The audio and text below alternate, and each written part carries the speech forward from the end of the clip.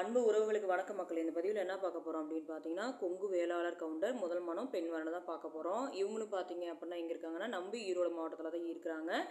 இவங்க வந்து பார்த்தீங்க அப்படின்னா படிப்புன்னு பார்த்தீங்க அப்படின்னா ஒரு 2 டிகிரி முடிச்சிருக்கிறாங்க. அம்மா அப்பாலாம் இருக்கிறாங்க. இவங்க பிறந்த தேதி அப்படின்னு பார்த்தீங்கன்னா 30ஆம் தேதி 5வது மாதம் 1998 பிறந்திருக்கிறாங்க.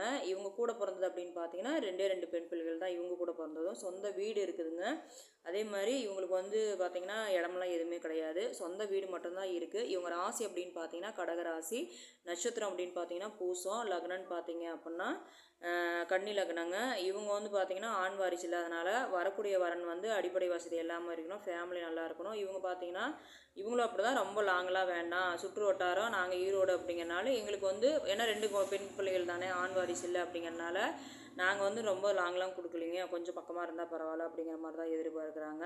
அதே மாதிரி அந்த பையனுக்கு வந்து இப்போ நான் முதல்ல சொன்ன வரன் அதே மாதிரி தாங்க, எந்த கெட்ட பழக்கமும் இருக்கக்கூடாது, அடிப்படை வசதி எல்லாமே இருக்கணும், ஃபேமிலி வந்து அருமையான ஃபேமிலியாக இருக்கணும். அவங்க பார்த்தீங்கன்னா ஒரு டிகிரி முடிச்சிருக்கணும். எப்படி சொல்கிறதுனா கொஞ்சம் ஓரளவுக்கு காடு தோட்டத்தோட வசதியாக இருக்கிற மாதிரி தான் எதிர்பார்க்குறாங்க. அவங்களும் பார்த்தீங்க அப்படின்னா ஒரு ஒன்றுக்குள்ளே சம்பளம் இருந்ததுன்னா பரவாயில்ல அப்படிங்கிற மாதிரி எதிர்பார்க்குறாங்க.